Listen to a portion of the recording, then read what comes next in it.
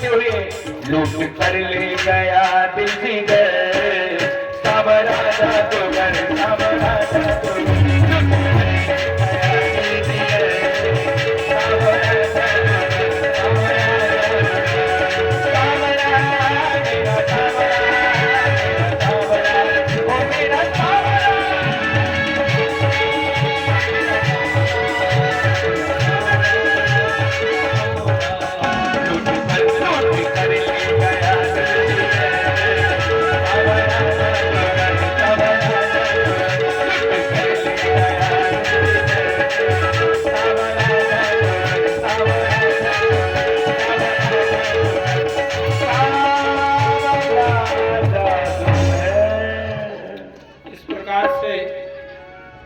मथुरा में जब भगवान कृष्ण गए तो वहां नवरस की झांकी है।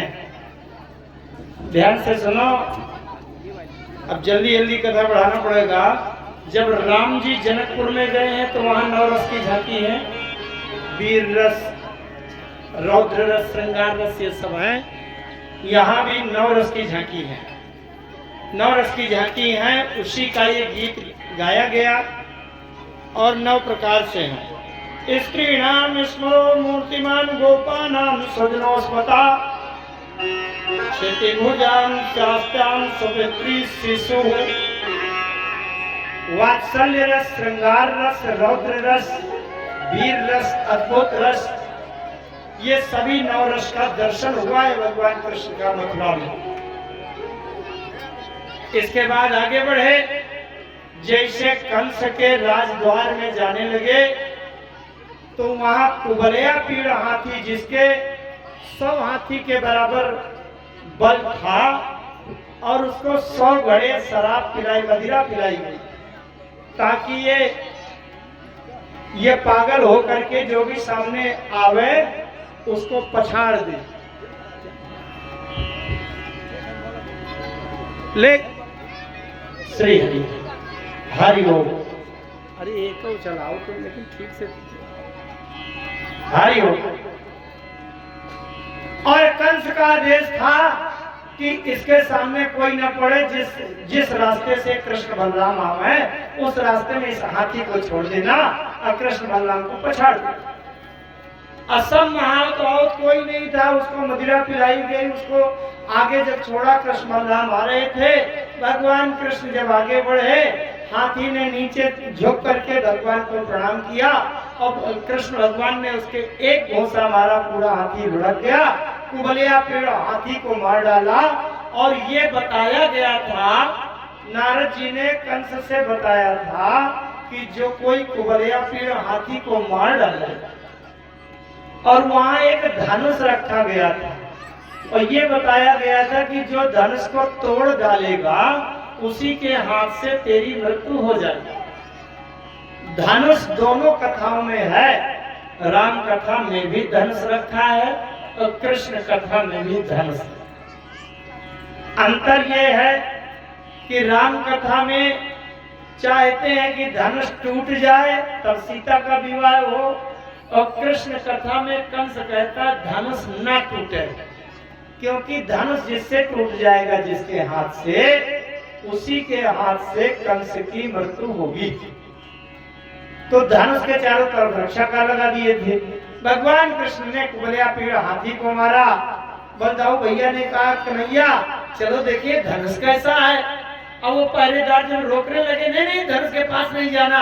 अरे बोले हमारे मामा का गांव है, कहाँ जाना कहाँ नहीं जाना, कोई रोक पाएगा उनको? मामा के यहाँ आए, जरा धनुष को लेके। और जैसे धनुष को भगवान कृष्ण ने उठाया, धनुष 2 टुकड़े में टूट गए। सब जो उसकी सुरक्षा के लिए लगे थे, सब भगवान कृष्ण के ऊपर आक्रमण करने के लिए दौड़े। धनुष को तोड़कर 2 टुकड़े में किया, और कृष्ण भगवान ने बलदाऊ भैया को दिया 1 टुकड़ा। दाऊ भैया ये पकड़ो, एक टुकड़ा स्वयं लिया, और जो कोई भी आवे और धनुष का 1 डंडा मारे, और सबका नाम सत्य होता जाए। अंत में गए कंस के दरबार में, वहां अखाड़ा बना हुआ था। और एक बात आपको और बताऊं, यशोदा जी का जब धैर्य नहीं रहा तो यशोदा मैया ने नंद बाबा से कहा, नंद बाबा आप भी चले जाओ पीछे पीछे रथ लेकर। और कन्हैया मेरे हाथ का माखन मिश्री खाता है और किसी का खाता नहीं है, तो थोड़ा सा मैं अपने हाथ से माखन मिश्री दे रही हूँ, इसको लेते जाओ। अच्छा, जब तक नंद बाबा वहां पहुंचे तब तक भगवान कृष्ण पहुंच गए कंस के दरबार में। कंस के जो बहुत विजेता पहलवान थे उनका नाम था चाणूर मुष्टिक तोसल, ये नाम था। इनसे कंस ने कहा कि तुम कृष्ण को बलराम को एक एक पकड़ना। चाणूर से कहा कि तुम कृष्ण को पकड़ना, मुष्टिक से कहा तुम बलराम को पकड़ना, पछाड़ देना। ये बहुत बड़े पहलवान थे, पर्वताकार। जब वहां पहुंचे तब कंस को किसी ने बता दिया कि यह धनुष टूट गया है, जब तुम रक्षा के लिए रखे थे वो धनुष टूट गया है। कंस को बड़ी चिंता हुई। जब यहाँ कृष्ण भगवान पहुंचे, कंस ने सिखा रखा था चाणूर मुष्टिक को, तोसल को, और उन्होंने जाकर के इनसे कहा कृष्ण भगवान से आओ थोड़ा अखाड़े में कुश्ती हो जाए। भगवान कृष्ण बहुत छोटी उम्र के थे। भगवान कृष्ण ने कहा कि अरे तुम इतने बड़े पर्वताकार पहाड़ की तरह शरीर वाले पहलवान, हम छोटे छोटे सुकुमार बालक। चाणूर ने कहा न बालो न किशोरस्तम बलश्च बलिनांबरा लीलयो वेहतो येन सहस्रद्वीपसत्व्रत। चाणूर कह रहा है न इसमें बालपन देखा जाता, न किशोरावस्था देखी जाती, तुम्हारे बल बहुत है। तुमने तो एक उंगली में पहाड़ उठा लिया, बताओ इतने बलवान होकर के और हमारे साथ भी दो दो हाथ हो जाए, कुश्ती हो जाए तो ठीक है। चाणूर के साथ भगवान कृष्ण लिपटे और मुष्टिक के साथ बलदाऊ भैया। और इतने में नंद बाबा पहुंच गए और नंद बाबा ने देखा पर्वताकार पहाड़ की तरह शरीर वाले पहलवान, और हमारे कन्हैया हमारा कनुआ छोटा सा है और इतने बड़े पहलवान के साथ लड़ा दिया, ये तो बड़ा अन्याय है। नंद बाबा घबराने लगे। अब घबरा कर जल्दी जल्दी शंकर जी का ध्यान किया। हे भोलेनाथ, हे त्रिलोकीनाथ, हे शंकर भगवान, हमारे कन्हैया की रक्षा करो। और ये तो बहुत बड़े पहलवान ने हाथ पकड़कर उतार लिया कन्हैया को, और जैसे हाथ पकड़कर झटका दिया वैसे नंद बाबा को ध्यान आया कि अरे कुश्ती लड़ने के लिए अध्यक्ष तो हनुमान जी होते हैं, शंकर जी नहीं। तो फिर जल्दी से बदलकर हनुमान जी का ध्यान किया। हे बजरंगबली, अब तो हमारे कन्हैया की रक्षा करो, कन्हैया की रक्षा करो। भगवान कृष्ण ने 2 बार ऐसे झटका और झटक करके चाणूर को पछाड़ दिया। और जैसे चाणूर को पछाड़ा, बलराम जी ने जाकर के मुष्टिक को ऐसे फेंका कि उनके दोनों के प्राण निकल गए। और प्राण निकलने के बाद तुरंत ही वहां से छलांग लगाई। सिंहासन में बैठे कंस देख रहा था तो झटके से कंस का गर्दन पकड़ा और नीचे गिरा लिया। अब बड़ी जोर से कंस का सिर पकड़ करके पछाड़ दिया। कंस के प्राण पखेरु उड़ गए। बोलिए कंसनासन भगवान की। अब जैसे कंस की मृत्यु हुई, नंद बाबा घबरा रहे थे, भीड़ को चीरते हुए अरे बोले इतने बड़े पहलवान से लड़ा दिया मेरे कन्हैया को। अब कृष्ण भगवान ने देखा नंद बाबा आ गए। बोले बाबा, भगवान कृष्ण ने कहा बाबा, जिस समय मैं कुश्ती लड़ रहा था उस समय एक बहुत बड़ा बंदर आया था, बंदर ने उनको पछाड़ दिया। अरे नंद बाबा ने कहा मैंने हनुमान जी का ध्यान किया था, वही हनुमान जी आए उन्हीं ने पछाड़ दिया। अरे नंद बाबा ने कृष्ण भगवान के सिर पर हाथ फेरा और चुम्मा चाटा और सब कुछ ये किया। कंस ने अपने पिता उग्रसेन को जेल में डाल रखा था और ये कह दिया था कि उग्रसेन बूढ़ा हो गया है, राज्य करने के लायक नहीं है।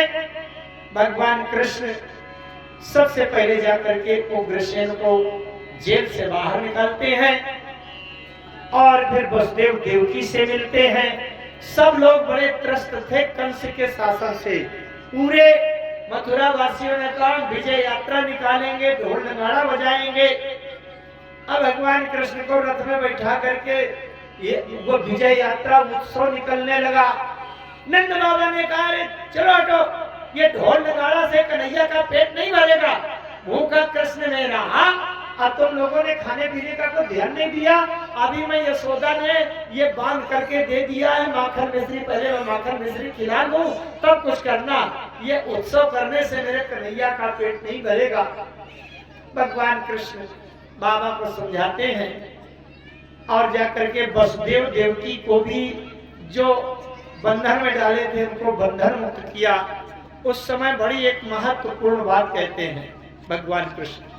ये बात आप ध्यान से सुनो और जो कोई कर सके तो इसका पालन करे। मातरम पितरम चैव मोचयित्वा वंदनात् कृष्ण नामो वंदाते शिरसा स्पृश्य पादयोः। भगवान कृष्ण गए, माता पिता वसुदेव और देवकी को बंधन से मुक्त किया। चैव मोचित्वा बंधन से मोचयित्वा माने छोड़ा करके। और भगवान एक बात कहते हैं कि माता पिता को, ध्यान से सुनना ये बात, माता पिता को, छोटे बच्चों को जो अबोध बालक हैं और पत्नी को तथा गुरु को, ध्यान देना गुरु के लिए भी है इसमें बात, माता पिता को और अपनी आश्रित पत्नी को, अपने आश्रित छोटे छोटे बच्चों को और गुरु को जो अपने से 10 गुना ज्यादा सुख सुविधा नहीं देता, उसको जघन्य पाप और घोर नरक की यातना सहनी पड़ती है। क्योंकि माता पिता बूढ़े हो गए हैं, अब वो करने लायक नहीं है, और आप चाहो तो उनको चाहे चाय भी न दो, चाहे उनको जितना दंड दो, इसमें जघन्य पाप हो गए। पत्नी आपके आश्रित है, पति का दायित्व है, कर्तव्य है कि पत्नी को सुख दे। छोटे बच्चे, 3 साल का बच्चा है, उसको आप कुछ खिलाओ पिलाओ, चाहे भूखों मार डालो, वो अभी अबोध है, आपके आश्रित है। और गुरु को जैसे अपना सुख भोग है, वैसे गुरु की भी सेवा और सुख सुविधा की व्यवस्था करना शिष्य का धर्म है। अगर इतने लोगों को जो व्यक्ति सुख सुविधा उपस्थित नहीं करता, उसे घोर नरक की यातना मिलती है। भगवान कृष्ण स्वयं बड़े दुखी हुए कि मैं भगवान सर्वसमर्थ होने के बाद भी अपने माता पिता के दुख को दूर नहीं कर पाया। अभी तक बंदिश में रहे, जेल में रहे, बंदी गृह में रहे, लेकिन जा करके उनको मुक्त करवाया। अब इसके बाद भगवान कृष्ण का यज्ञोपवीत हुआ। यज्ञोपवीत होने के बाद शिक्षा के लिए गए, विद्याध्ययन के लिए उज्जैन गए। उज्जैन में जाकर के जहाँ विद्या अध्ययन किया, वहीं पर सुदामा नाम के ब्राह्मण भी उसी गुरुआश्रम में पढ़ते थे। वहीं से उनकी मित्रता हुई थी। केवल 2 महीने में 64 कलाओं की विद्या प्राप्त करके वो वापस आ गए। बल्कि जब वापस आने लगे तो गुरुजी से कहा गुरु दक्षिणा मांगो। गुरुजी ने कहा नहीं नहीं, अब आपका इतना विनम्र स्वभाव ही हमारी गुरु दक्षिणा है। लेकिन गुरु की पत्नी का एक पुत्र मर गया था, जल्दी से कथा बता दूं, विस्तार नहीं हो पाएगा, लंबी कथा है। तो गुरु पत्नी ने कहा कृष्ण मेरा पुत्र एक मृत्यु को प्राप्त हो गया, उसको ले आओ। भगवान कृष्ण गए लोक पर लोक और यमराज के यहाँ से उस गुरु पत्नी के पुत्र को वहां से मुक्त करा के लाए। गुरु के पुत्र को पुनर्जीवन दिया और इसके बाद आए मथुरा। मथुरा आए तो मथुरा में आकर के कृष्ण भगवान एक अट्टालिका में छज्जे में जाकर चुपचाप अकेले बैठे रहते थे। बड़े दुखी रहते थे, न किसी से बोले, न बात करें, न हंसे, न खाएं, न पिए। देवकी जी ने देखा, देवकी जी ने वसुदेव जी से कहा ये कृष्ण बड़ा उदास उदास बैठा रहता है, कभी कभी तो देखा है कि ये रोता भी रहता है, तो पता नहीं क्या नहीं इसको बन रहा। अब मैं बचपन से मुझे तो पता नहीं है कि कैसा माखन खाता है, क्या करता है। मैं तो अच्छा से अच्छा भोजन देती हूँ, लेकिन प्रसन्न नहीं रह रहा। वसुदेव जी ने भी पूछा, भगवान कृष्ण ने नहीं बताया। इसको लिखा रखो। भगवान कृष्ण ने नहीं बताया, लेकिन वसुदेव जी ने उद्धव जी से कहा। उद्धव जी बड़े ज्ञानी थे, भगवान के बड़े निकट वाले थे। वसुदेव जी ने उद्धव जी से कहा, उद्धव तुम तो कृष्ण से बात कर सकते हैं, तुम बड़े विद्वान हो, ज्ञानी हो, इसलिए कृष्ण से जरा पूछो कि कृष्ण दुखी क्यों रहते हैं। अकेले एकांत में बैठे बैठे सोच करते रहते हैं, कभी कभी तो देखा है कि रोते भी रहते हैं। उद्धव जी गए भगवान कृष्ण के पास, तो कृष्ण से कहा, आप दुखी क्यों रहते हैं भगवान। भगवान कृष्ण ने उद्धव से बताया, उद्धव मुझे एक बात का दुख है बहुत ज्यादा। क्या? बोले, उद्धव मोहि ब्रज बिसरत नाई। उद्धव ब्रज बिसरत नाई।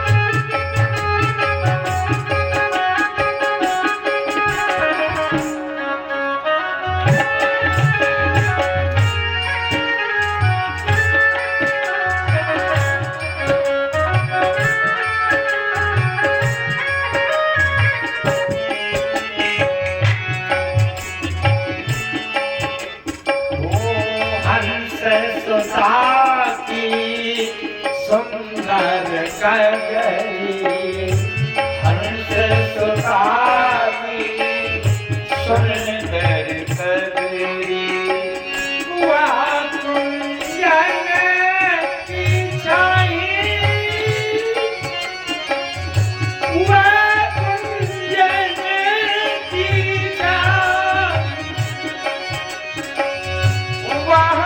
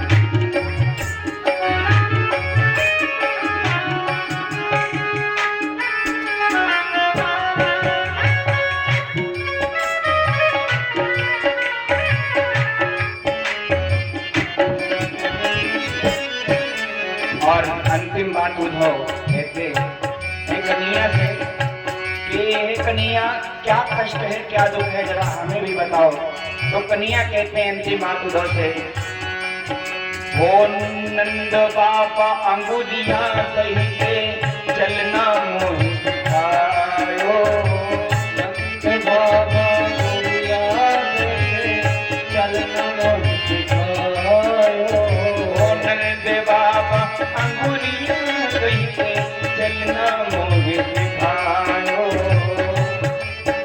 अंगुलियां सही के चलना मोहि सिखायो।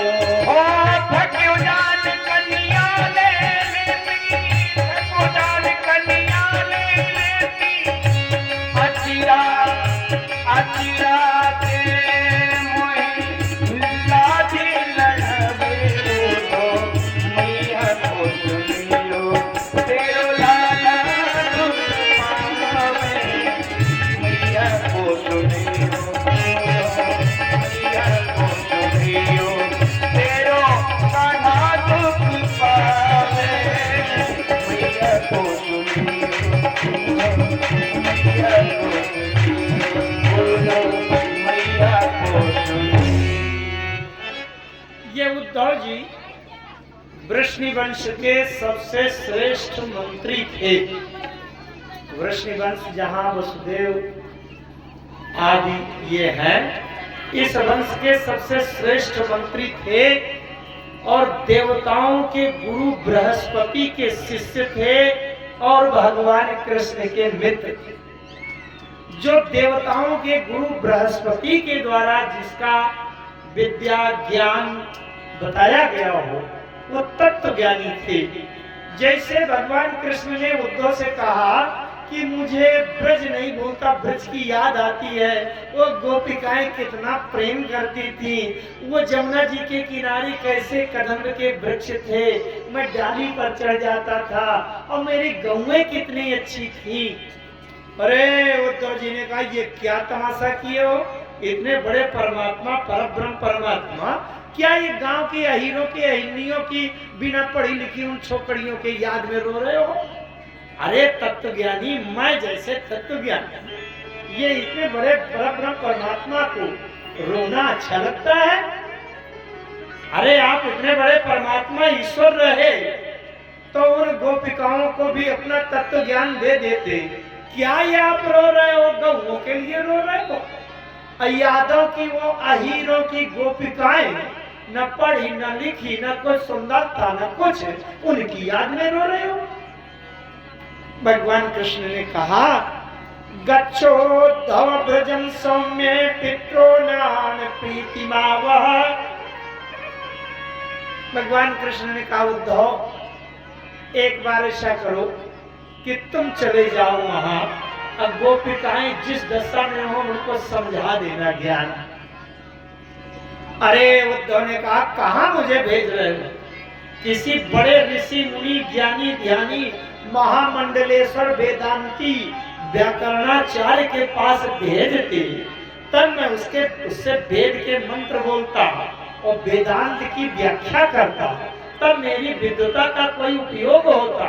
अब वहां भेज रहे हो, कह रहे गोपिकाओं को समझा देना।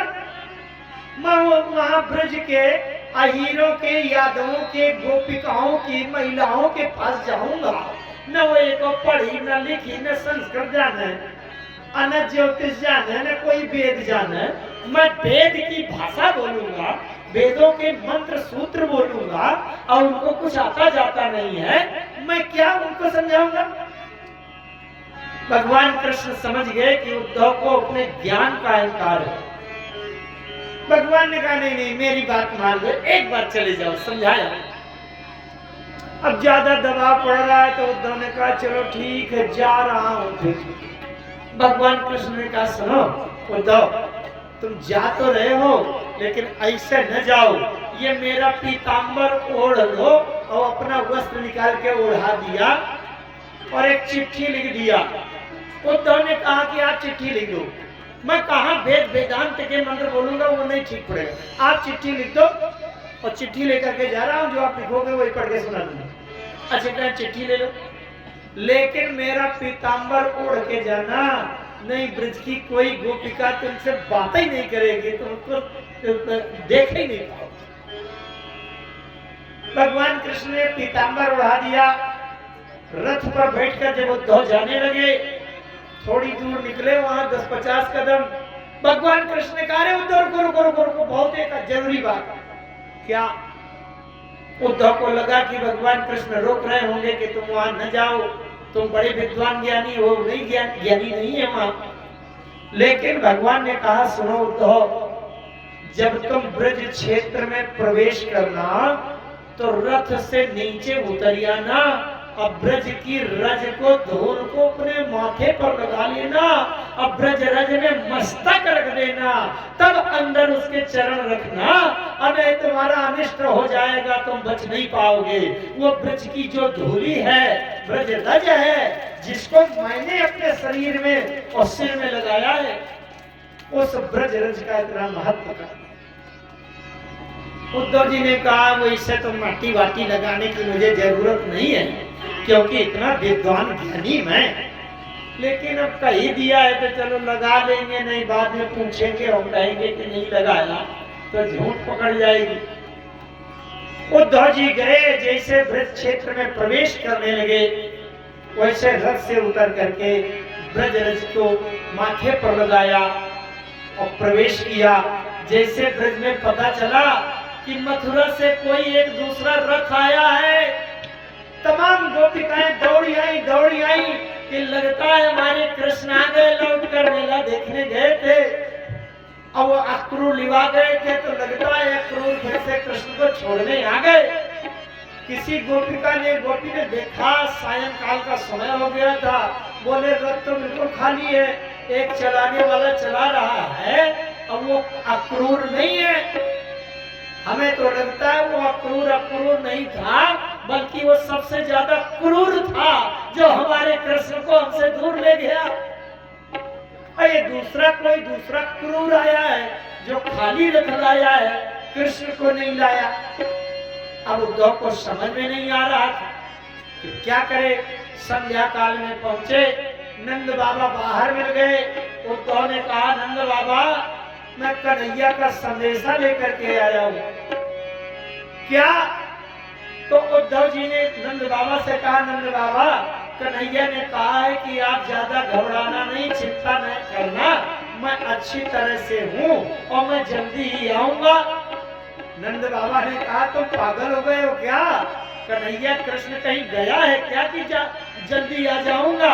आता तो वो है जो जाता है, कृष्ण यहाँ से गया ही नहीं है और गौशाला में लिवा गए। नंद बाबा ने कहा देखो उद्धव, ये जो गंगी गाय है ना, ये कृष्ण का दर्शन किए बिना पानी नहीं पीती थी, मुंह में चारा नहीं स्पर्श करती थी, चारा नहीं दबाती थी। और अगर कृष्ण यहाँ से चला गया होता तो बिना चारा पानी के गंगी गाय जिंदा कैसे रहती? जब ये जिंदा है, इसका मतलब कृष्ण है। अब रात हो गई, नंद बाबा महलों में लिवा गए। यशोदा मैया से कहा यशोदा देखो एक पगला आया है। यशोदा मैया ने कहा कौन आया है?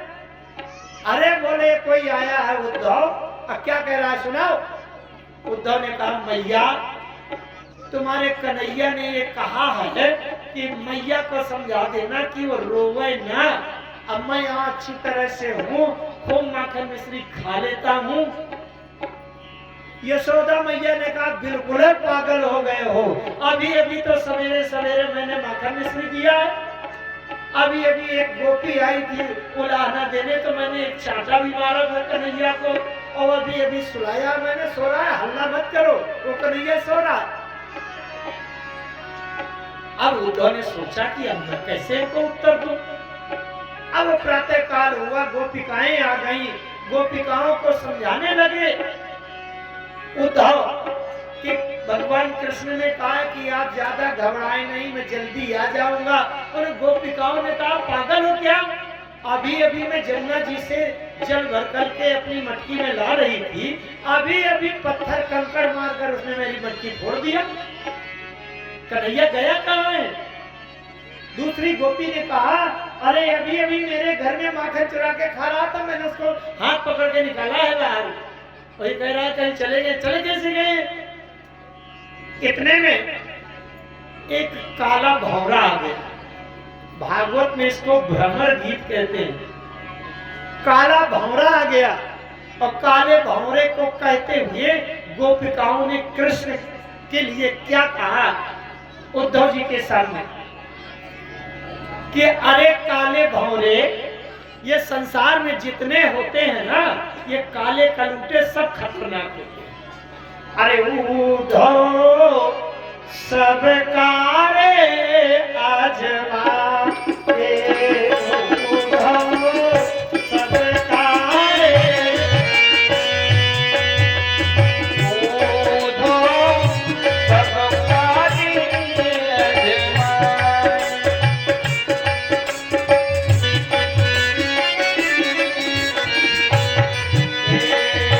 कारे कारे नागा कहिए, कारे कारे नागा कहिए, कारे कारे नागा कहिए, कारे कारे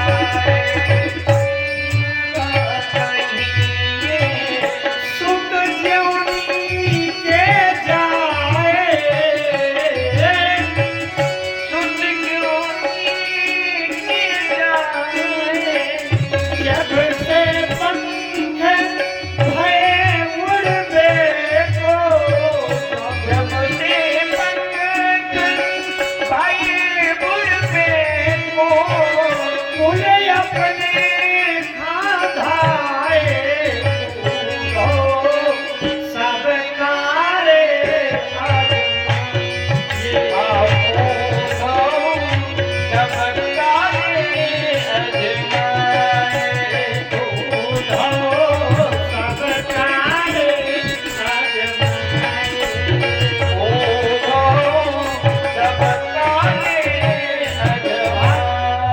बात ये कह रही है, सरलता से समझा दूं। गोपिकाओं ने कहा जितने काले कलूटे होते हैं संसार में, सब धोखेबाज होते हैं। बोले काला काला कौवा होता है, धीमा सुनो। काला काला कौवा होता है और अपना बच्चा अंडा देकर अब कोयल के घोंसले में रख देता है, चालाक कहीं का। और जब उसके पंख निकल जाते हैं और जब वो बोली बोलता है, अब कोयल बेचारी अपना बच्चा मान के उसका पालन पोषण करती है, और जब पंख उसके निकल आते हैं उड़ने लायक तो उड़ जाता है, कौवे के समाज में शामिल हो जाता है। तो एक काला कौवा भी बेईमान होता है। अब काले काले अपने कौवों का पालन वहां से करो। फिर क्या? कारे कारे बादल कहिए, कारे कारे बादल कहिए, सावन भादव छाए,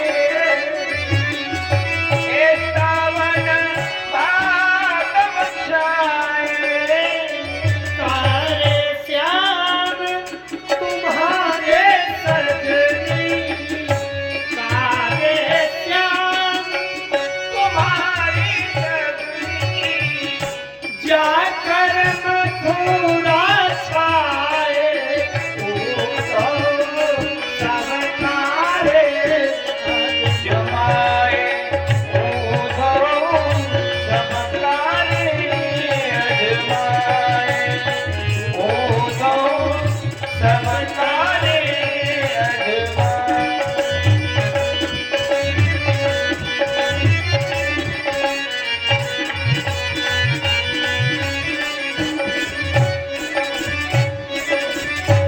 कारे नाग के परियन पाले, कारे नाग के परियन पाले, गोपिकाएं कहती हैं काले नाग को आप पाल लो, रोज दूध पिलाओ, लेकिन जब उसका मौका लगेगा तो आपको क्या करेगा? जहर पिलाएगा। ये काला कलूटा कृष्ण, इससे प्रेम लगाया तो काले नाग की तरह जहरीला है। काले नाग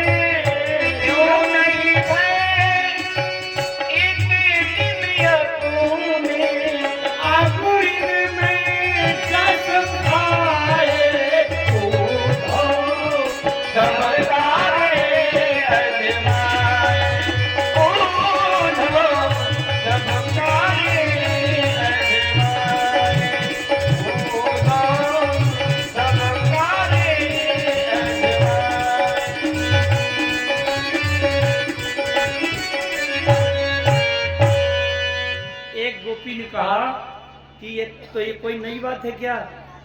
अरे एक जन्म पहले ये त्रेता में राम था, तब भी काला कलूटा था। और कहें उसकी चालाकी देखो, वो राम गया, अच्छे खासे बाली सुग्रीव रहते थे, बाली राजा था, अब जा करके मिल गया, अब बिना मतलब का बाली की हत्या करा दिया होता दोनों भाइयों ने। तो बोले काला कलूटा हमेशा का बेईमान है। लेकिन ये सब जब उलाहना है, ये गोपियों के हृदय का प्रेम है। जब उद्धव ने कहा कि भगवान कृष्ण ने यह संदेशा भेजा है कि जल्दी आएंगे, राधा जी ने कहा पागल हो गए हो क्या? अगर कृष्ण हमसे दूर चला गया होता तो हमारे हृदय की धड़कन कैसे धड़कती? बिना कृष्ण के कभी हृदय धड़क सकता है क्या? आप लोग ध्यान से समझो, हमारा हृदय धड़कता है, हमें जो एक एक श्वास का जीवन मिलता है, बिना कृष्ण के हमें जीवन मिल सकता है क्या? कितनी तात्विक बात कह दी। राधा जी ने कहा कृष्ण हमारी धड़कन में घुसा हुआ है, अगर कृष्ण ना होता तो हृदय की धड़कन सुनो, हमारे ये हाथ के नस की नाड़ी से सुनो, ये कृष्ण कृष्ण बोल रही है। एक भी बार अगर कृष्ण हमसे दूर गए होते तो एक भी बार ये नाड़ी सत्य से न करती, कृष्ण न कहती। पागल हो गए हो क्या? मन से माधव को भुलाए तो भुलाए कैसे? मन से माधव को भुलाए तो भुलाए कैसे?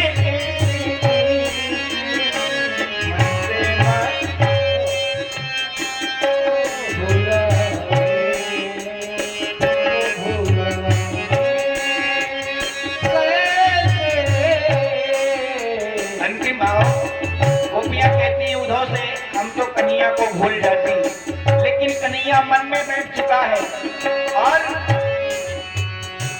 हर तरफ वो ही तो दिखता है, कहाँ जाए? कृष्ण बसे हों जो कृष्ण के बिना एक श्वास के जीवन की कल्पना न करें, यही वास्तविक ज्ञान है। लेकिन ब्रज के कांटे उलझ कर उद्धव को लगे यूं समझाने, हम तुम्हारा ज्ञान पर्दा फाड़ देंगे प्रेम के दीवाने। क्या कि ये तो प्रेम बात है उद्धव, ये तो प्रेम की बात है उद्धव, बंदगी तेरे बस की नहीं है, ये तो प्रेम की बात है उद्धव, बंदगी तेरे बस की नहीं है।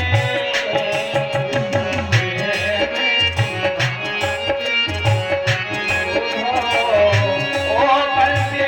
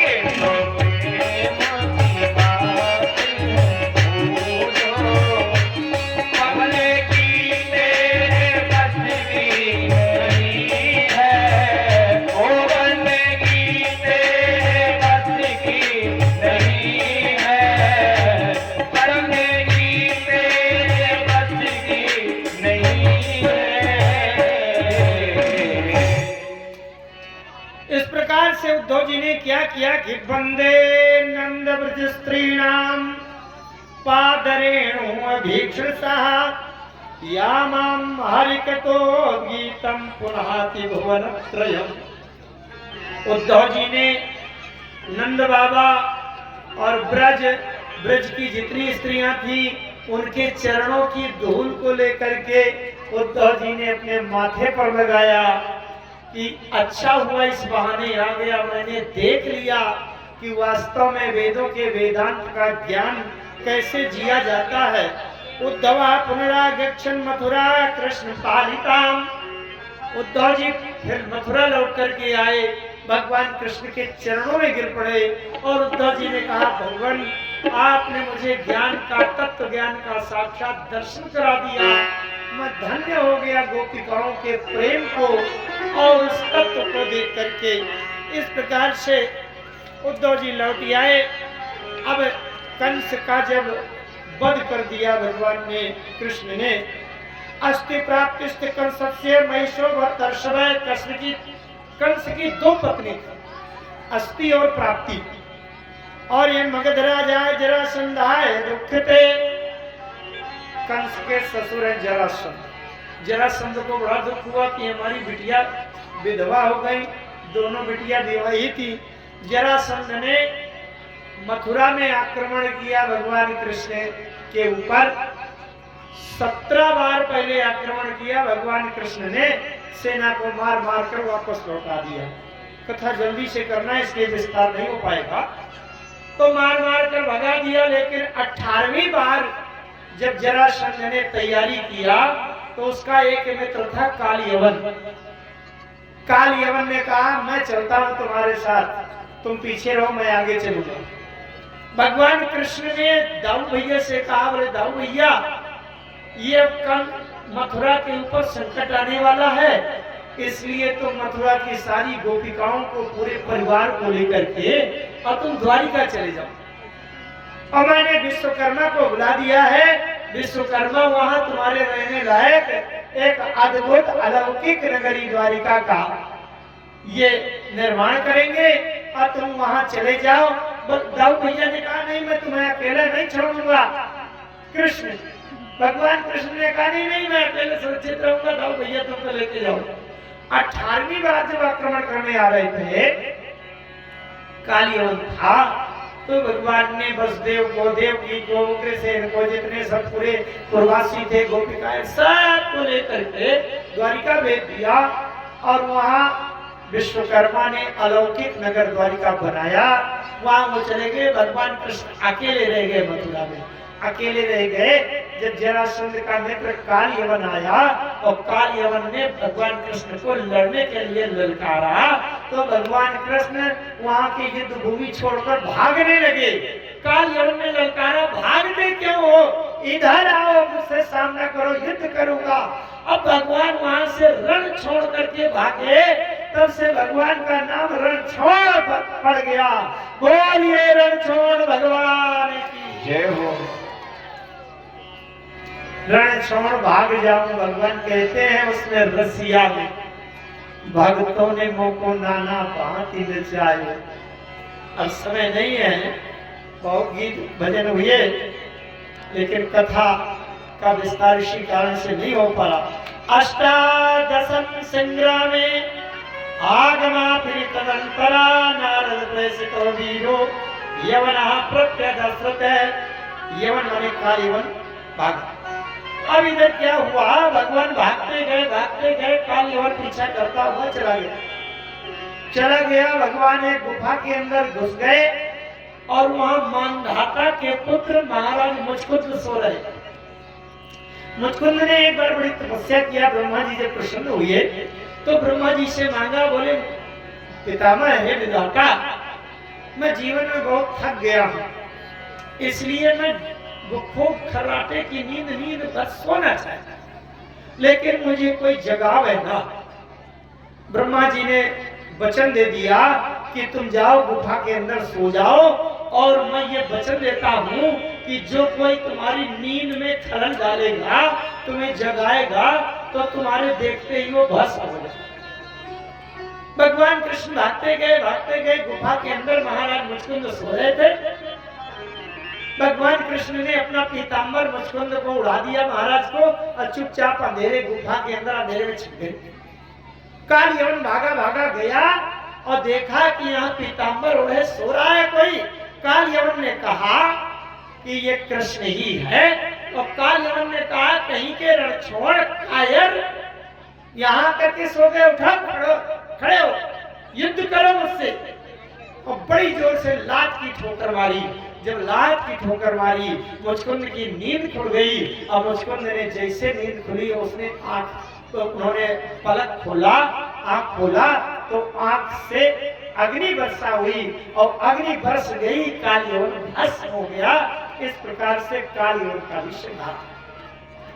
आइए जिस प्रतीक्षा में आप बैठे उधर तो वैदर्भी भीष्म सुताम श्रियो मातरम स्वयंवरे प्रमध्य दर्शन राज्ञा सालदीप से पक्षगान।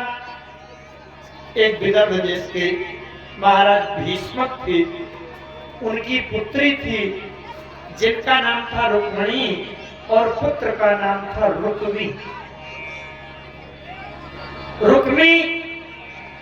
रुक्मिणी का विवाह शिशुपाल से करना चाहता था। शिशुपाल भगवान कृष्ण की बुआ के पुत्र थे।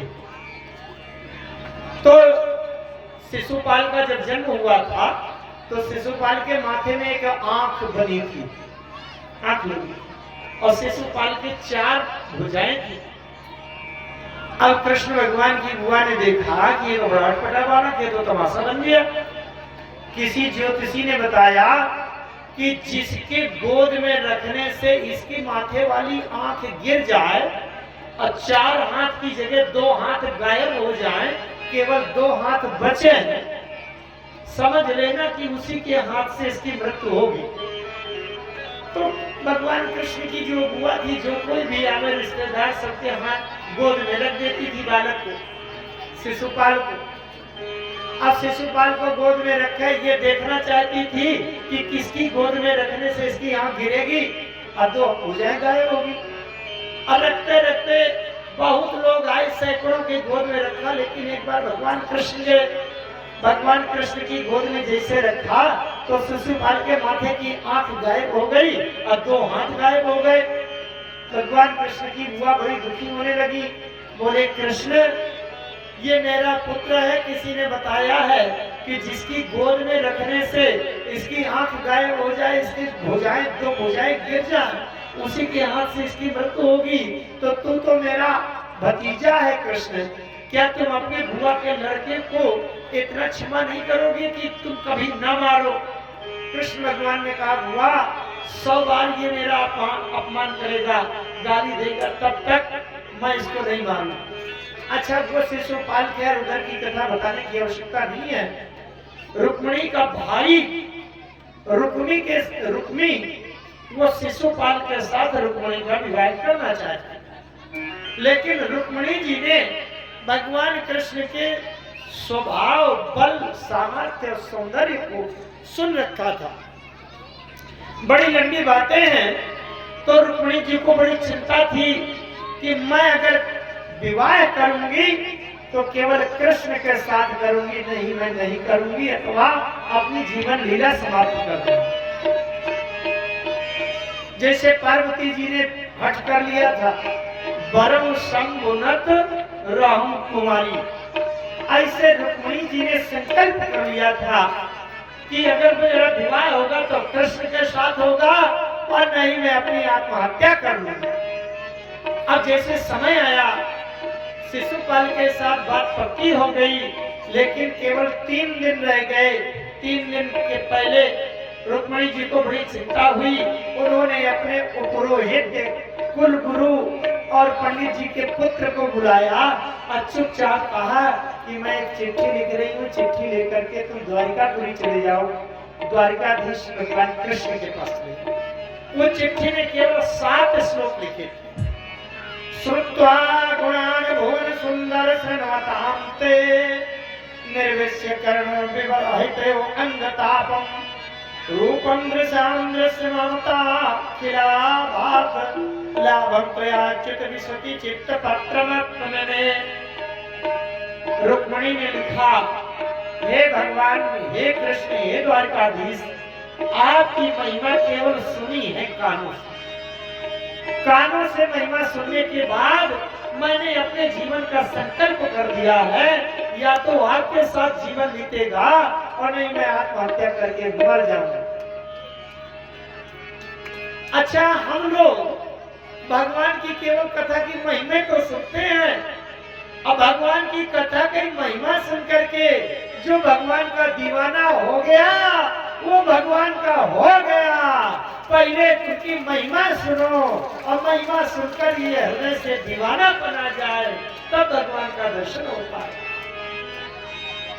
उसने उन्होंने लिखा, रुक्मिणी जी ने, हे भगवान, आपके बारे में, आपके गुण, आपकी सुंदरता, आपका स्वभाव, आपकी महिमा सुनी है और महिमा सुनकर के कल्पना होती है कि कभी आपका दर्शन हो जाए, लेकिन अगर इस दासी को आपने अपनी जीवन संगिनी नहीं बनाया तो ये मर जाएगी। रुक्मिणी, आपको आज तक देखा नहीं है, देखना चाहती हूँ और आपके जीवन में आना चाहती हूँ। 7 श्लोक लिख करके अपने उपरोहित पंडित जी के पुत्र के हाथ में चिट्ठी दिया और चुपचाप कह दिया कि जाओ द्वारकापुरी चले जाओ। द्वारकापुरी पंडित जी गए, शाम हो गई और शाम को चुपचाप द्वारिका धाम के पहरेदारों से बताया, मैं कुंडिनपुर से आया हूँ और वहाँ का उपरोहित का पुत्र हूँ, ब्राह्मण हूँ और द्वारकाधीश भगवान से इसी समय मिलना है, तो जरूरी चिट्ठी लाया हूँ। द्वारपाल समझ गया कि कोई आवश्यक है। द्वारपाल ने चुपचाप प्रवेश दिला दिया और रात में शाम को भगवान कृष्ण, द्वारकाधीश भगवान कृष्ण ने चिट्ठी पढ़ी। 7 श्लोक लिखे थे उसमें, वो श्लोक यहाँ लिखे हैं लेकिन अब व्याख्या करने का समय नहीं है। 7 श्लोक लिखे थे। 7 श्लोकों को भगवान कृष्ण ने 7 भावर मान लिया और निश्चित कर लिया कि एक रुक्मिणी के साथ मेरी गांठ बनेगी। वो 7 श्लोक 7 भावर होते हैं ना विवाह करने में।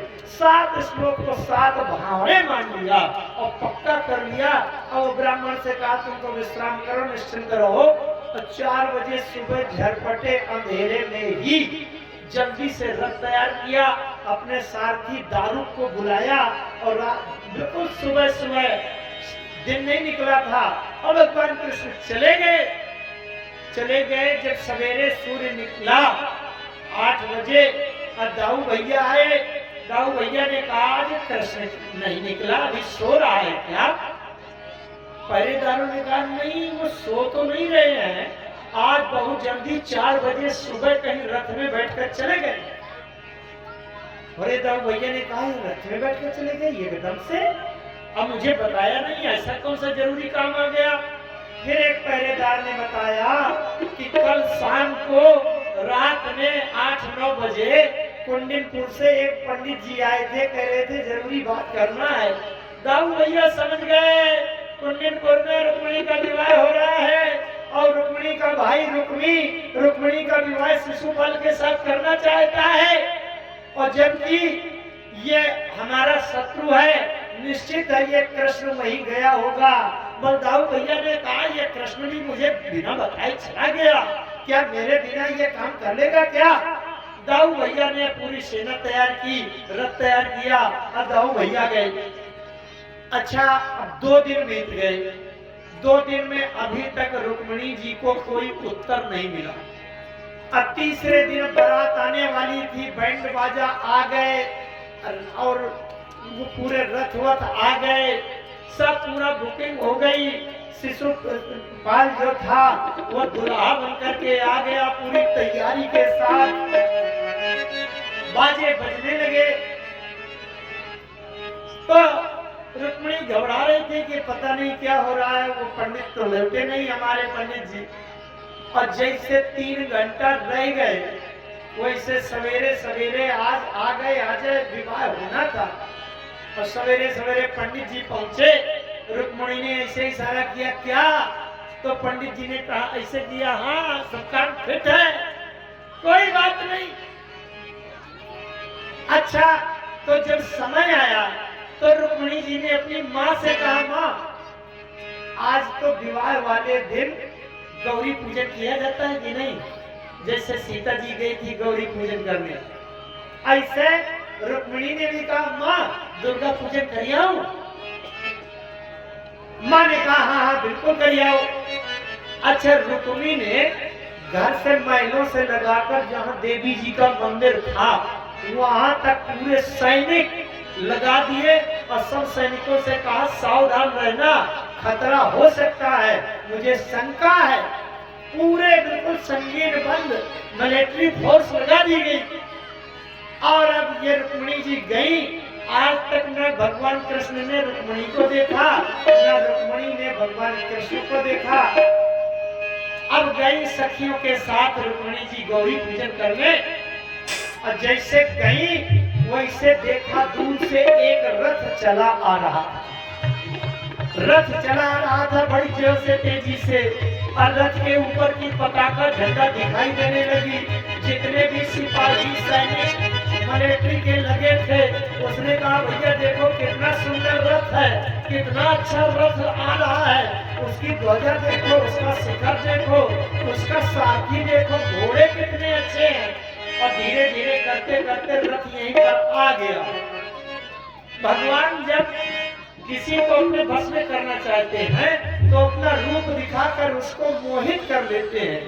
भगवान कृष्ण आ गए, सब लोग रथ, घोड़ा, लगाम और ऊपर की ध्वजा, भगवान कृष्ण की पीतांबर देखने में डूब गए थे। और भगवान कृष्ण आए, रुक्मिणी जान गई कि यही कृष्ण है। भगवान कृष्ण ने ऐसे हाथ बढ़ाया और रुक्मिणी ने बिल्कुल हाथ पकड़ा और रथ में बैठ गई। सभी सिपाही मिलिट्री वाले देख रहे कितनी अच्छी सुंदरता है।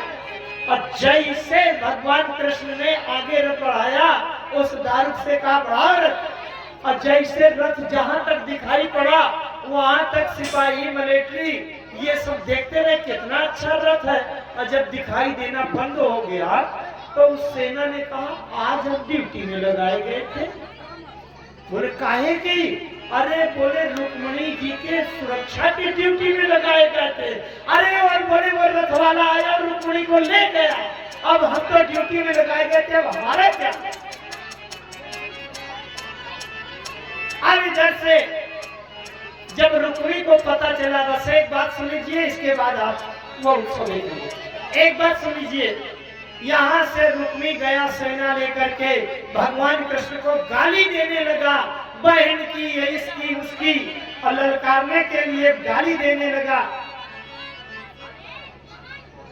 एक बात सुन लीजिए, बस उसके बाद आपको ये उत्सव दिखाएंगे। जब गाली देने लगे, दारुक ने कहा कि अरे वो गाली दे रहा है।